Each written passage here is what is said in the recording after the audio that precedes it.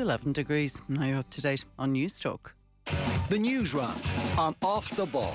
With UPMC Orthopaedic Care. When things don't move, rotate or bend like they used to, choose us to help you get back in action. This is Newstalk. Good evening, this is Wednesday Nights Off the Ball. You're very welcome along. We're on air until 10 o'clock as always. Coming up tonight we're going to be speaking to Anthony Moyles, who's popping into studio from 7:30. Former Meath footballer, but now we refer to him as manager of the intermediate champions in the Meath Club Football Championship.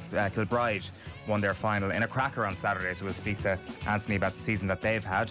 Hayo Seppelt is going to join us after 8 o'clock then. He works with ARD in Germany, has worked on a number of pretty significant doping stories and doping documentaries over the years. Really interested to get his take on the enhanced games this evening. We're also going to be speaking that hour to Sir Ian McGeechan.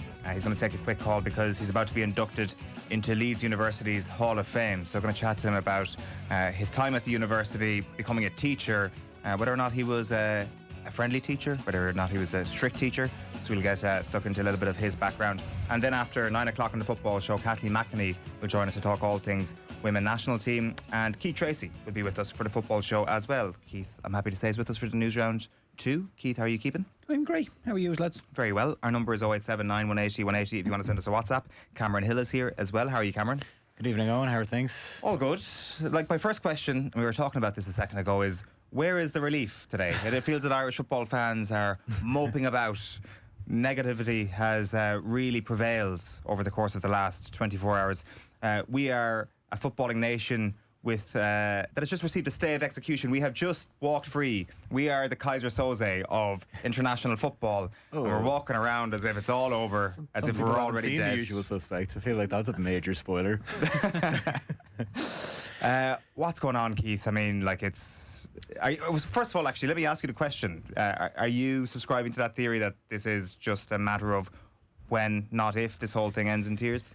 Yeah, I think we're just kicking the can down the road. There was a fear that we could have been out of it after the first 2 games, and there was a feeling that even though it wasn't mathematically done, that people were saying it's done now. The performance in Portugal then gives us a little bit of hope, but the first half last night against Armenia was so poor. And again, before the game, you're hearing Nathan Collins saying that, there's something brewing in the camp, there's a big performance coming. It's like one of the heavyweight fights when you get sucked into the pre-match chat and you think, oh yeah, I'm going to watch this. So I started to believe again and thinking Ireland are going to set off like a house on fire, put Armenia under pressure. We'll be 1-0 up after 15 minutes and it will just be a perfect night. And the lads didn't seem to get the message. Did they not kind of do that for the first 15 minutes? Like, kind of like in Yerevan as well, that they do tend to show like a little spell at the start, and then when the game settles down, Ireland really regress. Yeah, there was very, very, very little. I think I remember a Jake O'Brien header that maybe the goalkeeper made an easy enough save from, but other than walking the goalkeeper, I get your point, there's a bit more tempo to it, but in terms of walking the goalkeeper or making them feel uncomfortable, I still think we played at quite a passive pace in the first 20 minutes. And the press, like the press now, you hear so many managers talking about the press being a weapon. Our press is so loose, and by the way, this is against Armenia. I can understand it if we're up against France or Spain or one of the elites in football that you're thinking I really don't want to go because I'm afraid I'll be bopped. If somebody goes past you, you can recover. You can run back like your life depends and have another nibble at them. So it's not the end of the world if somebody skips past you. But to say the lads looked low on confidence, I think is so easy because they didn't even want to come out of their press, out of their shape, because they were afraid they would be picked off. And again, very, very similar to the Hungary game. If that sending off doesn't happen, I'm not so sure we get anything from that game. And to be fair, we were second best for probably 50 minutes in that game. Yeah, like, the temptation is to say that Ireland have been somewhat unlucky if you factor into the Lisbon results. Maybe if Ireland had been in a better place going to Yerevan, you might have said that they could have got a point, to be fair. But they should have been beaten by more in Yerevan. And there was 2 stupid red cards that have gifted them 4 points in this group so far. Cameron and I were obviously here last night. We weren't in the stadium. You were there, Keith. What was it actually like in the stadium? There was a few boos at half time. I took my headphones off because I wanted to just get a feel for the atmosphere, and yeah, there was a scattering of boos. Didn't last for too long now, and obviously I think everybody was thinking there'll be changes at half time, and when there wasn't any changes, It's probably the old normal manager. I'm going to give you 10 minutes to write this and then I'm going to start taking people off. And people say to me, I heard Nathan Collins saying that Sheamus rattled the goalkeeper and that got the crowd involved and that was a big turning point in the game. I don't think it was. I think it was all down to the sending off. For 50 minutes, Armenia must have been thinking, this is so comfortable. We didn't rattle anybody's cage. Seamus Coleman is probably the only one who comes out with any sort of credit from an outfield player, and it's very, very difficult to have any sort of confidence moving forward, because like you say, on the hungry game at home, it's not until the sending off that we start playing a bit of football. We're already 2-0 down. So although we did well to wrestle it back, there's still an air of luck in terms of getting the draw there. Armenia away didn't turn up at all. Second best against a country that we should be able to go absolutely toe to toe with. The Portuguese game, yeah, okay, I'll give the lads that they turned up for 90 minutes. Although we lost, they turned up for 90 minutes, put in a real good shift. Although we were never going to score a goal, our XG over the 90 minutes was 0.08. So a good performance, but a good defensive performance, nothing more than that. And then against Armenia, we're absolutely dominated again at home for 50 minutes. And now people are saying to me, well, we just need a draw in Lisbon and then we've got to go to Budapest and be hungry. I'm thinking, what game are you watching?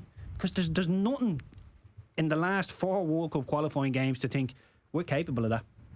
Yeah, it just allows us to have this moment just for today, Keith. And, yeah, well, I'm happy to jump on that bus for a while because I'm annoyed with being annoyed all the time. I'm happy to jump on the bus and think, oh, well, look, we're still alive. I'm happy to do that. But the next question is, do you think we can do it? And the answer is a firm no. Is that not the problem, though, is that we're already trying to look for positives from last night's performance to take into the games against Portugal and Hungary? Like, was that the whole point of the exercise last night, is that, like, Heimir Hallgrímsson flagged beforehand that he'd take a crap performance in a win, and they got the win, and it was a crap performance. There's no getting away from that. If you're trying to look for positives from their display yesterday, you're going to be searching for quite some time. But this is a team so low on confidence that I don't think a team with even a shred more confidence misses half the chances that Ireland missed last night. They're so up in their own heads right now, and like, maybe just say, okay, it's a win, we can draw a line under it and just move on, and in a month's time we'll focus on this.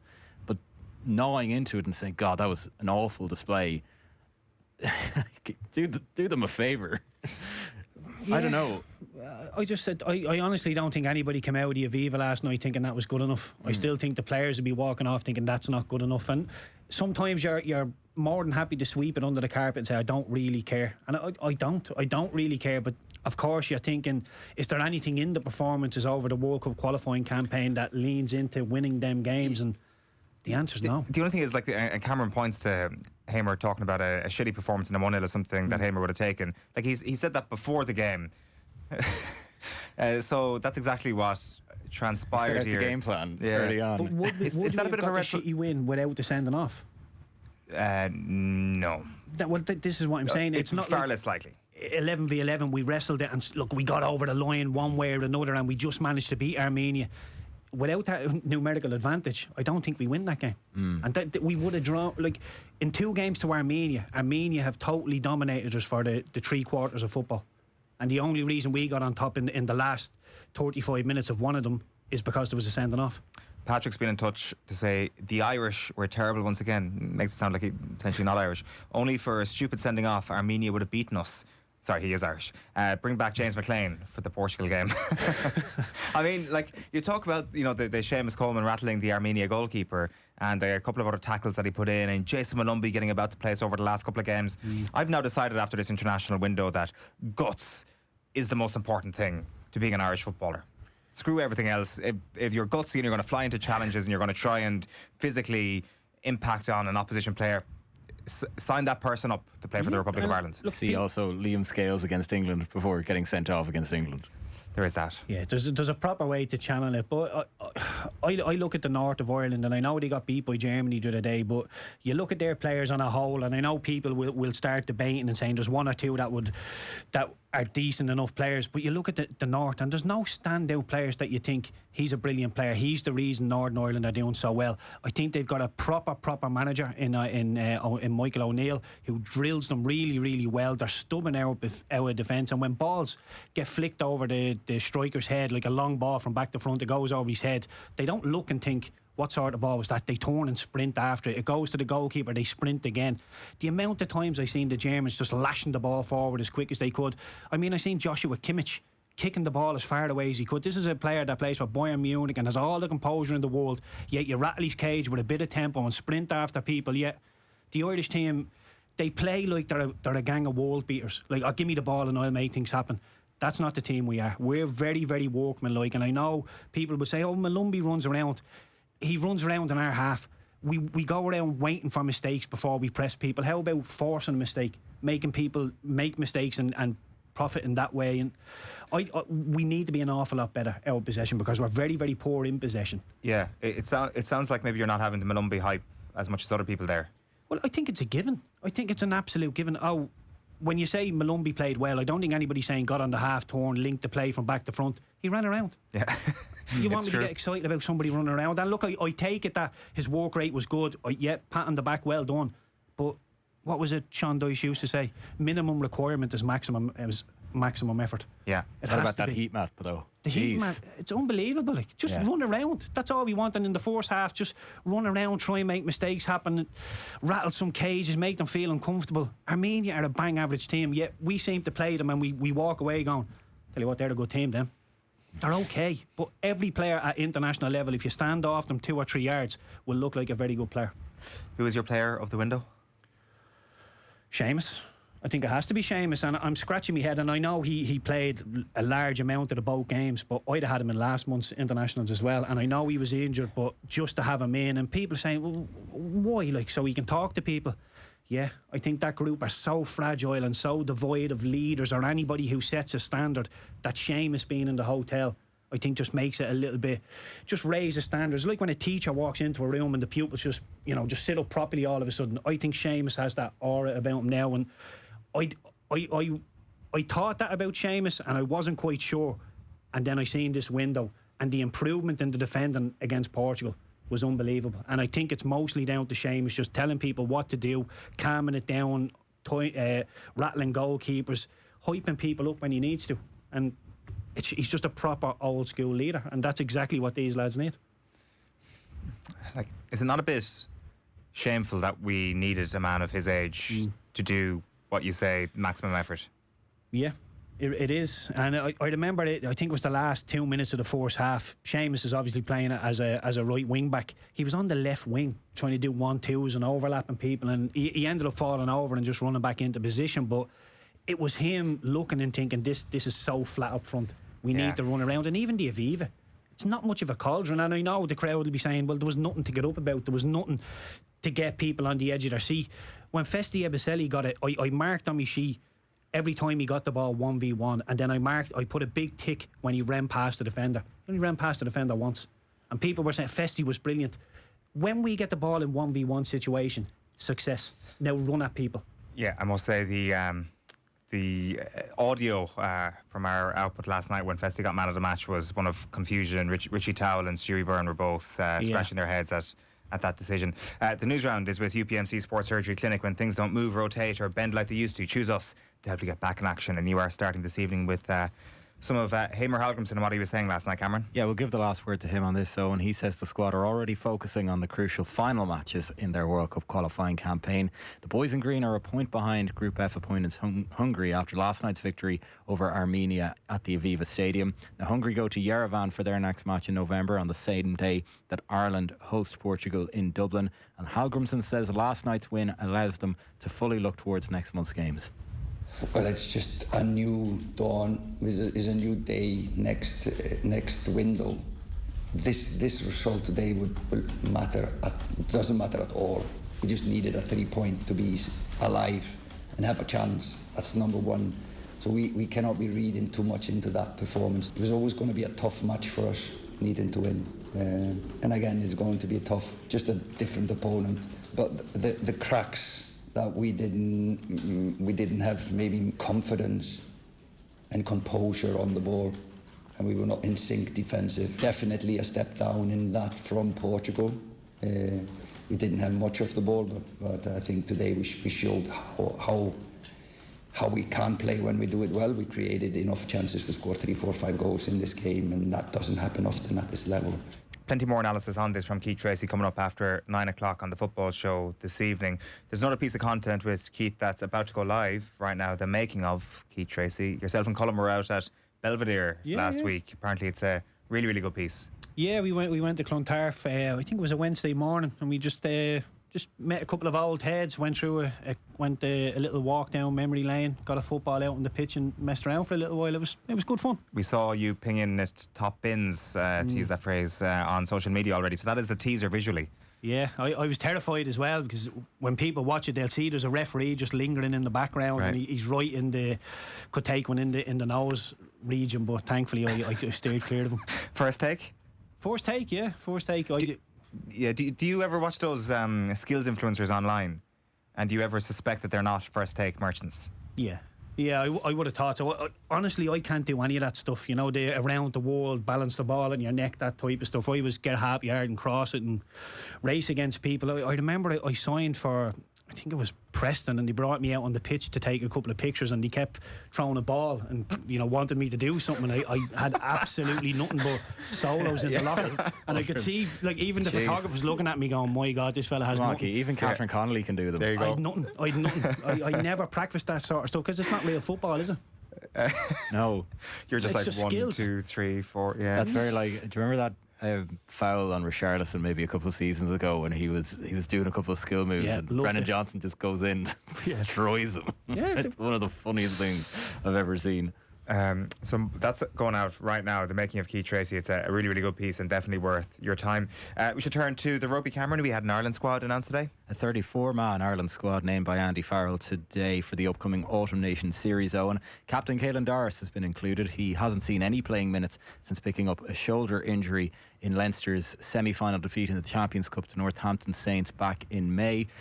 Second row Joe McCarthy has not made the cut. He's still struggling with a foot injury he sustained in the first Lions test against Australia. His brother Paddy, however, is the only uncapped player in this selection, and Ireland of course begin their November action with a Soldier Field rematch against New Zealand on the 1st of November. What's sticking out to you about this Ireland squad?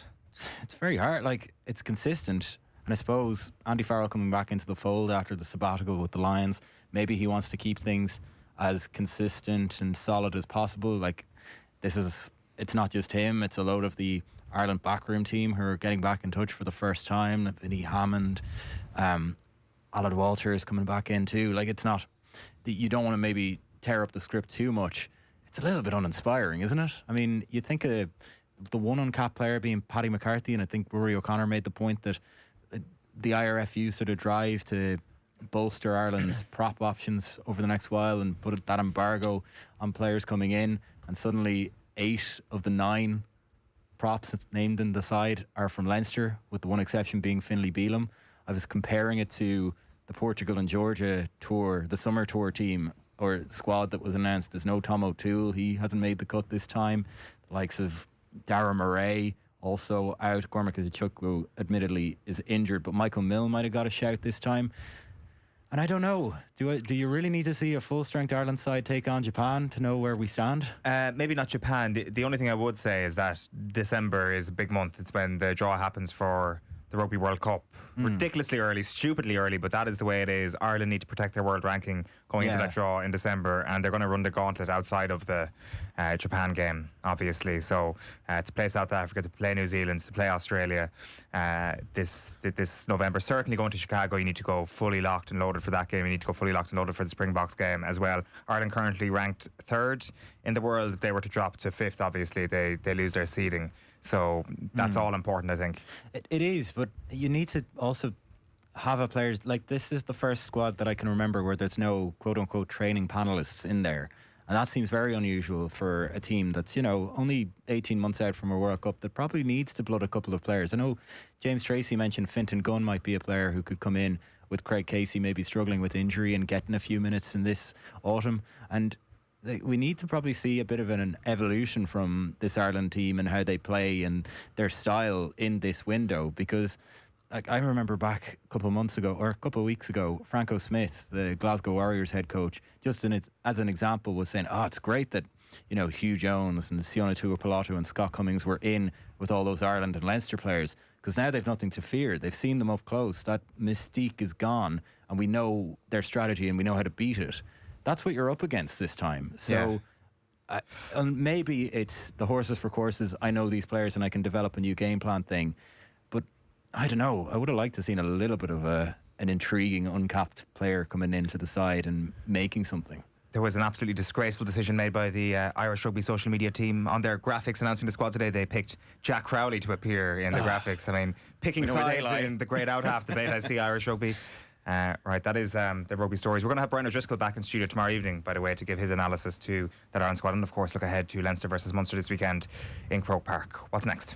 Well, Courtney Brosnan has not made the Republic of Ireland squad for their Women's Nations League promotion playoffs against Belgium later this month. The goalkeeper has missed 4 games for Everton in this season's WSL. She's recovering from a knee injury. Denise O'Sullivan, Jamie Finn and Jess Sue have been included in Carla Ward's selection for the games against Belgium. The first leg is down for the decision at the Aviva Stadium on Friday week, with a trip to Leuven for the girls in green 4 days later. Athlone Town's Kelly Brady has also been called up to training with the Ireland team ahead of those games. She's in action in the Women's FAI Cup final this weekend, and she told our own Ben Symes earlier that it's encouraging to know that Carla Ward is looking at the Women's Premier Division sides for potential call-ups.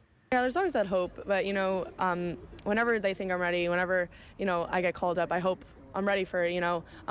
Carla Ward has been looking more into the league, I'm sure. So there's not pressures to go abroad, but you want to play at the highest level you can, just to be under the eyes of like the senior team. But to know that Carla Ward is now taking this league into consideration is very important. And I think the factors of like maybe girls prefer it here and prefer to stay home and play in this league rather than going overseas. Yeah, indeed. So we've got a couple of more stories just to bring you before we wrap up, Cameron. Yeah, Wales's greatest ever female footballer, Jess Fishlock, will retire from international football after their game against Australia later this month. The 38-year-old will win her 166th and final cap in the friendly at the Cardiff City Stadium. Fishlock is the country's record goal scorer with 48 to her name, and says that playing at the Euros last summer was the pinnacle of her career. And finally then, Sunday's Derry Senior Football Final between Marafelt and Newbridge will go ahead as planned. Schlockneil's appeal against the result of their semi-final defeat to Newbridge has been rejected by the Derry County Board. The 3-time Ulster champions believe a late score from forward Shane McGuigan should have been a 2-pointer rather than a 1-point score, and had submitted video evidence to a hearing last night. A similar case was taken by the Shamrocks Club in Offaly, which was also unsuccessful earlier this month. Cameron Hill, thank you very much for that. Keith Treacy, you're going to hang with us, and you'll be back on after 9 o'clock on the football show. Coming up next, we're going to have Anthony Moyles in studio, manager of the Kilbride GAA club, who are now Meath Intermediate champions as of last Saturday. Before the break, time for the cash machine. News Talk's Cash Machine. Now, another week, another massive amount to be won on the cash machine. This Friday, the number you need to know is €260,000 exactly. And there are 2 ways you can enter. You can visit newstalk.com/cash machine, where you can enter online, or you can text PLAY to 57557. That's 57557. You have to get your entries in by 3 p.m. on Friday. Then across the Go Loud network of stations, someone is going to get that call. If your phone rings, you have to answer it within 5 rings. Give us the exact amount in euro and cents, and you'll win the